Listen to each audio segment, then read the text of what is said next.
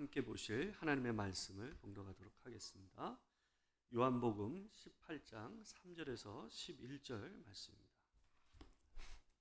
요한복음 18장 3절에서 11절 말씀입니다. 여러분하고 저하고 함께 교독하도록 하겠습니다. 유다가 군대와 대제사장들과 바리새인들에게서 얻은 아랫사람들을 데리고 등과 횃불과 무기를 가지고 그리로 오는지라. 예수께서 그 당할 일을 다 아시고 나아가 이르시되 너희가 누구를 찾느냐. 대답하되 나사렛 예수라 하거늘 이르시되 내가 그니라 하시니라. 그를 파는 유다도 그들과 함께 섰더라. 예수께서 그들에게 내가 그니라 하실 때에 그들이 물어가서 땅에 엎드려 지는지라. 이에 다시 누구를 찾느냐고 물으신데 그들이 말하되 나사렛 예수라 하거늘. 예수께서 대답하시되 너희에게 내가 그니라 하였으니 나를 찾거든 이 사람들이 가는 것은 용납하라 하시니 이는 아버지께서 내게 주신 자 중에서 하나도 잃지 아니하였사옵나이다 하신 말씀을 응하게 하려 함이로다. 이에 시몬 베드로가 칼을 가졌는데 그것을 빼어 대제사장의 종을 쳐서 오른편 귀를 베어버리니 그 종의 이름은 말고라. 다 같이 읽겠습니다. 예수께서 베드로더러 이르시되 칼을 칼집에 꽂으라. 아버지께서 주신 잔을 내가 마시지 아니하겠느냐 하시니라. 아멘. 오늘은 우리 요한복음 18장 3절에서 11절 말씀을 가지고 내가 그니라 하는 제목으로 하나님의 말씀을 전하도록 하겠습니다. 여러분, 어떤 일을 할 때에 내가 다른 누군가의 힘에 의해서 수동적으로 그 일을 하는 것과 내가 그 일의 의미와 목적을 분명히 알고 능동적으로 스스로 그 일을 선택해서 하는 것은 굉장히 의미가 다릅니다. 요한 사도는 예수께서 잡혀 가시던 그 밤의 상황을 기록할 때에 주님께서 잡히심이 이 사람의 힘에 의해서 어쩔 수 없이 끌려가신 것이 아니라 예수 그리스도께서 스스로 그 일을 선택하셔서 가신 길이다라고 표현하는데 집중을 하고 있습니다. 오늘 본문 3절을 보시게 되면 이 본문에서 이렇게 예수님의 잡으려고 온 무리들에 대해서 얘기를 하고 있습니다. 같이 한번 읽어보겠습니다. 3절입니다. 자, 시작. 유다가 군대와 대제사장들과 바리새인들에게서 얻은 아랫사람들을 데리고 등과 횃불과 무기를 가지고 그리로 오는지라.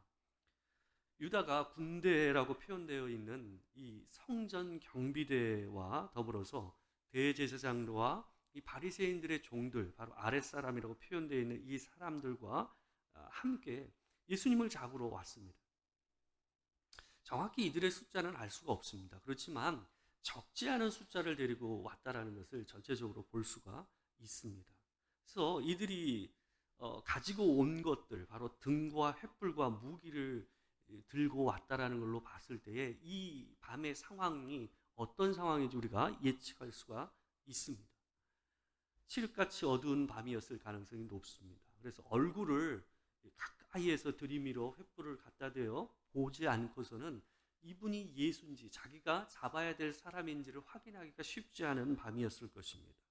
또한 이들이 칼과 뭉치 이런 것들을 이 무기를 가졌다라는 것을 봤을 때에 이들이 예수를 잡는 이 상황에 대해서 예측한 것이 어떤 상황이었을까요? 분명히 예수님의 제자들이 무력적으로 어떤 이 예수를 보호하기 위해서 어떤 일을 할 것이다 라고 이들은 예측한 것 같아요. 그래서 이 모든 부분을 준비하고 예수님을 잡으러 온 것이었습니다. 실제로 보게 되면 예수님의 제자들도 이런 상황에 대해서 대비했다라는 걸 우리가 알 수가 있습니다. 오늘 본문에도 보게 되면 베드로가 칼을 꺼내서 이 대제사장의 종이었던 말고의 귀를 잘라내는 그런 장면을 우리가 볼 수 있지 않습니까? 다른 복음서를 보시게 되면 베드로뿐만 아니라 다른 제자들도 이와 같은 것을 가지고 있었고 그런 마음의 준비를 하고 있었다라는 것을, 그런 대화가 이루어지는 장면을 우리가 볼 수가 있습니다. 그만큼 그 상황이 누구나 급박하고 좀 어떤 일이 벌어질지 알 수 없다라는 것을 제자들도 그들을 잡으려고 했던 사람들도 동일하게 생각하고 있었다라는 것을 우리가 알 수가 있는 거죠. 여러분, 그런데 예수님을 잡으러 온 자들이나 또 그들을 막으려고 했던 제자들 모두가 당황하게 되는 상황이 오늘 본문 가운데 벌어지게 됩니다. 이 현장에서 이 4절을 보게 되면 예수께서 당신을 잡으러 온 사람들에게 이 당할 일을 이미 아시고 자기가 앞으로 어떤 일을 당할 것이라는 것을 분명히 아심에도 불구하고 자기가 일부러 앞으로 나아가 이르시되 너희가 누구를 찾느냐라고 물으시는 장면이 오늘 본문 가운데 있습니다. 여러분, 예수님께서는 일부러 모인 무리들 가운데서 스스로 앞으로 나가십니다. 그러신 가운데서 누구를 찾느냐라고 그들을 향해서 물으시는 거예요. 예수님의 질문에 그들이 나사렛 예수라 라고 얘기하자 예수님께서 뭐라고 얘기하시냐면 내가 그니라 라고 직접 얘기를 하시는 장면이 오늘 본문 가운데 있습니다. 여러분, 당신을 찾고 있는 걸 분명히 알고 있었어요. 그리고 그날은 깊은 밤이었어요. 여러분, 오늘날처럼 전기가 있는 세상이 아니기 때문에 횃불을 가까이에다 얼굴을 갖다 대지 않는 이상 어떻습니까? 그 사람이 예수인지 베드로인지 알아보기가 쉽지 않단 말이에요. 그래서 유다가 어떻게 했습니까? 군호를 정해잖아요. 군호를 정해서 내가 가서 어떤 행동을 하게 되면 그분이 바로 예수인 줄 알라라고 서로 약속하는 장면이 있지 않습니까? 그 얘기는 뭘까요? 그렇게 사인을 보내지 않는 이상은 예수를 알아보기가 쉽지 않은 상황이었다는 걸 보여주는 거예요. 근데 예수님께서 일부러 어떻게 하십니까? 그 횃불에 얼굴을 들이미신 거예요. 제자들보다 앞서서 튀어나와 앞으로 나가심으로써 당신이 예수라는 것을 일부러 보여주신 거랍니다. 어떤 면에서는 예수님의 이 행태는 참 이상하게 보여주는 모습이 아닌가 하는 생각을 할 수가 있어요. 여러분, 숨으실 의도가 있으셨다면 예수님이 어떻게 하셔야 될까요? 제자들 뒤로 물러나셔야 돼요. 근데 예수님은 내가 그니라 하시면서 앞으로 나가셨단 말이에요. 여러분, 예수님은 처음부터 그들에게 자발적으로 잡히실 생각이셨던 겁니다. 피할 생각이 없으셨어요. 6절을 보면 예수께서 그들에게 내가 그니라 하실 때에 그들이 어떻게 하셨다고 그럽니까? 물러가서 땅에 엎드려졌다라고 얘기되어 있어요. 정확히 이 장면이 어떤 이유 때문에 이들이 뒤로 물러가서 자빠졌는지를 알 수는 없지만 둘 중에 하나입니다. 그들은 잔뜩 긴장하고 예수를 잡으려고 했고 분명히 그들이 피할 거라고 생각했는데 대뜸 그 사람이 앞으로 나와서 내가 그니라 라고 하는 이 상황 가운데 그들이 놀라서 뒤로 넘어졌든지 아니면 내가 그니라 라고 예수님께서 말씀하시는 그 순간 예수 그리스도에게서 신비한 능력이 나가서 그들이 뒤로 물러서서 넘어진 건지는 정확히는 알 수 없습니다. 제가 보기에는 후자일 가능성이 높다라고 저는 생각을 하는데 여러분, 이런 장면이 보여주는 것, 또 요한이 이것을 기록하고 있는 이유는 뭐냐 하면 예수님께서 잡히시지 않으려고 했다면 충분히 안 잡히실 수 있었다라는 것을 보여주십니다. 예수님이 능력이 없어서 힘이 없어서 그들에게 붙잡힌 것이 아니다라는 것을 사도 요한은 정확히 그 장면을 본 사람이기 때문에 너무나도 구체적으로 표현하고 있는 거예요. 예수님의 잡히심은 힘이 없어서 잡히신 게 아니었어요. 그래서 이들도 놀랄 수밖에 없었어요. 바로 예수를 잡으려고 온 자들도 예수님을 보호하려고 했던 제자들도 함께 당황할 수밖에 없었던 상황이 바로 예수님께서 그들을 향해서 내가 그니라 한 상황입니다. 여러분, 누가복음 22장 53절을 보시게 되면요, 이런 말씀이 있습니다. 같이 한번 읽어보겠습니다. 자, 시작. 내가 날마다 너희와 함께 성전에 있을 때에 내게 손을 대지 아니하였도다. 그러나 이제는 너희 때요 어둠의 권세로다 하시더라. 다른 성경에서 예수께서 잡히실 때 그들을 향해서 하신 말씀이에요. 뭐예요? 하나님께서 정하신 때가 됐기 때문에 그들에게 예수께서 잡히신 거라는 것을 표현하신 거예요. 그 전에 너희들이 잡으려고 했으면 얼마든지 잡을 수 있었지만 못 잡았다는 거예요. 그러나 지금 그때가 됐기 때문에 내가 너희에게 잡히는 것이다 라는 것을 얘기하신 겁니다. 베드로가 칼을 빼서 이 말고의 길을 잘랐을 때에 오늘 본문에서 이 마태복음 26장 53절을 보시게 되면 이런 말씀을 하셨어요. 같이 한번 읽어보겠습니다. 자, 시작. 너는 내가 내 아버지께 구하여 지금 12군단 더 되는 천사를 보내시게 할 수 없는 줄로 아느냐. 여러분, 칼로 예수님을 보호하려고 했던 베드로를 향해서 예수님께서 이런 얘기를 하신 겁니다. 내가 마음만 먹으면 이들을 칠 수 있다는 걸, 내가 이 자리를 벗어날 수 있다는 걸 알지 못하느냐는 거예요. 예수께서는 스스로 그 길을 가신 겁니다. 여러분, 모든 복음서는 예수께서 잡히심이 그들의 힘이 아닌 주님의 능동적인 순종을 따라서 아버지의 원대로라는 기도를 했던 그 말씀을 따라서 어떻게 한 겁니까? 그 길을 스스로 걸어가신 것으로 표현하고 있다라는 겁니다. 여러분, 예수님은 한 번 더 잡으러 온 그들을 향해서 누구를 찾느냐라고 다시 물으시고 나사렛 예수라고 하신 그들을 향해서 내가 그니라라고 다시 한번 얘기하심으로써 분명하게 당신을 보여주시는 장면이 오늘 본문 가운데 두 번 반복해서 표현되고 있습니다. 여러분, 주님께서 이렇게 하신 것은 두 가지 의미가 있는 거예요. 첫 번째는 뭐냐 하면 예수께서 제자들을 끝까지 보호하시기 위해서 그렇게 하신 거예요. 그들을 향해서 그렇게 얘기합니다. 내가 그니라, 너희를 찾는 자를 내가 그라고 스스로 얘기했기 때문에 나를 잡으러 온 것이니 나를 잡아가고 이 옆에 있는 내 제자들은 그냥 보내주라 라고 얘기하시지 않습니까? 제자들을 보호하시기 위해서 그렇게 하신 거예요. 두 번째로는 하나님 앞에서 하나님께서 맡기신 그 사명을 온전히 감당하시기 위해서 예수님께서는 이렇게 행동을 하신 겁니다. 여러분, 우리는 예수님께서 잡히시는 이 장면을 통해서 하나님 앞에서 우리 교회와 우리가 걸어가야 될 자세와 모습이 어떠해야 하는가를 생각해 봐야 됩니다.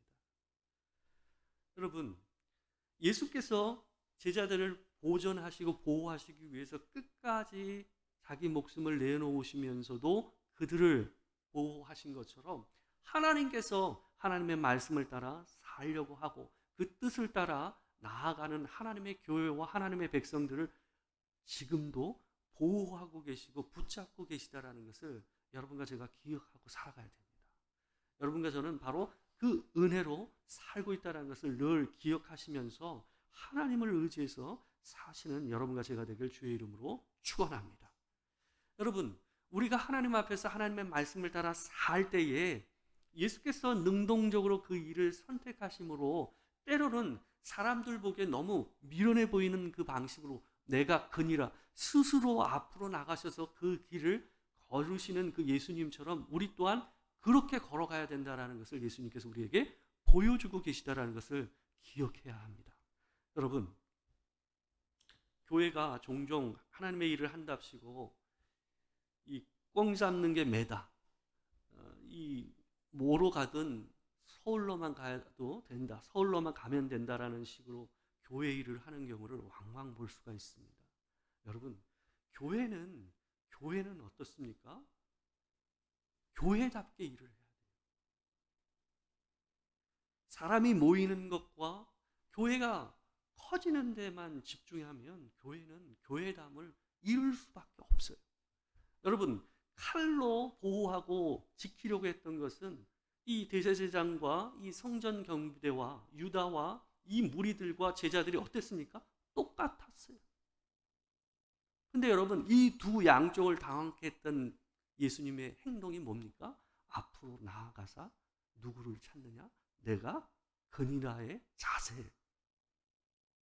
여러분, 교회가 세상 안에서 세상을 당황케 하고 하나님의 백성이구나 하는 생각을 들게 하는 게 뭐겠어요? 하나님의 방법으로 일을 해야 돼요. 우직하고 때로는 미련해 보일지라도 교회는 교회답게 일을 해야 돼요. 하나님의 말씀을 따라 인맥, 힘, 사람들을 홀리는 방식으로 교회가 일을 해서는 안 돼요. 교회가 건강하고 하나님의 말씀을 따라 교회를 세워가고 그 방식으로 어떤 일을 이루어가야 속도가 느리더라도 그 교회는 가치가 있고 의미가 있는 것입니다. 여러분, 도토리 교회가 작다고 사명이 작은 게 아니에요. 여러분, 교회가 작다고 사랑이 작을 이유가 없잖아요. 항상 기억하십시오. 교회가 작다고 사명이 작은 게 아니에요. 모든 교회는 하나님 앞에서 동일한 사명과 동일한 일을 하게 되어 있어요. 중요한 것은 우리가 어떤 의식과 어떤 말씀을 붙잡고 어떻게 하나님을 의지해서 그 일을 하고 있느냐예요. 여러분의 삶도 마찬가지예요. 여러분의 삶이 사람들과 비교함으로써 내가 형편이 이런데, 내가 이런데, 저런데, 내 아이는 이런데, 이거 아무 의미가 없는 거예요. 여러분, 그것이 여러분의 사명의 크기를 조정하거나 여러분의 삶의 가치를 작게 하는 게 아니라는 걸 항상 기억하시기 바랍니다. 여러분은 여러분 자체로서 하나님께 주신 그 사명이 크고 그 주어진 삶에서 주의 말씀을 붙잡고 견디어내는 그 삶 그 자체가 하나님 앞에서 뭐 합니까? 고귀한 삶이에요. 그 삶 자체가 의미 있는 삶이에요. 항상 기억하시기 바랍니다. 여러분이 붙잡고 사시는 그 말씀 하나를 온전히 이루며 사는 그 삶 자체가 하나님 앞에서 보물과 같은 삶이며 고귀한 삶이라는 것을 기억하고 사세요. 작다라는 것은 그런 데 쓰는 게 아닙니다. 우리는 큰 사명을 가지고 있는 하나님의 교회요 하나님의 성도인 줄 믿습니다. 오늘도 주께서 허락하신 말씀을 붙잡고 하루를 살아내시는 여러분과 제가 되길 주의 이름으로 축원합니다. 기도하겠습니다. 우리 합심해서 기도하도록 하겠습니다. 우리 두 가지 기도 제목 가지고 함께 기도하겠는데요.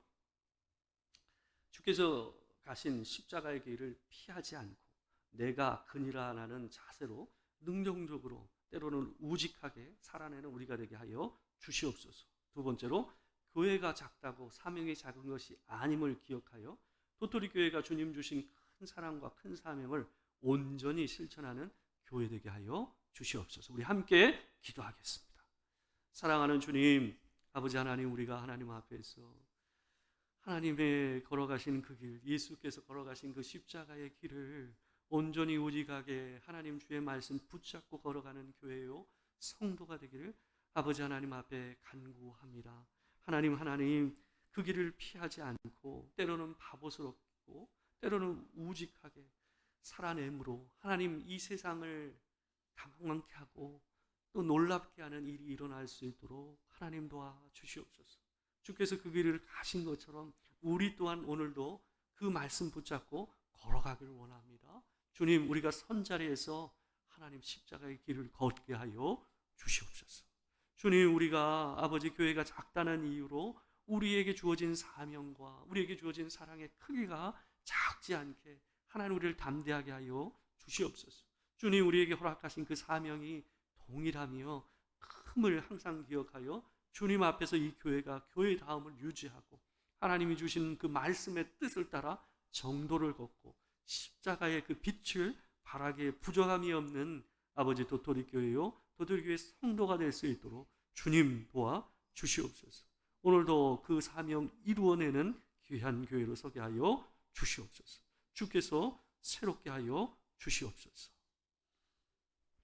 사랑하는 주님, 아버지 하나님, 우리가 내 형편이 내 영혼이 작다 하여 사명이 작은 것이 아니고 내가 연약하다 하여 내게 주어진 하나님의 명령과 하나님의 말씀이 작은 것이 아님을 항상 기억하며 가치 있게 하나님 앞에 듬직하게 서는 우리와 하나님의 교회 성도 되게 하여 주시옵소서.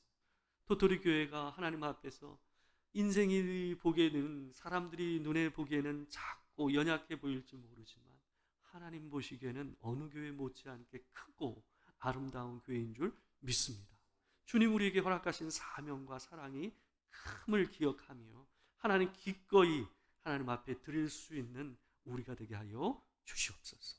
건강한 교회요, 아름다운 교회요, 하나님이 원하시는 교회로서의 모습을 굳건히 세워가는 이 교회 되게 하여 주시옵소서.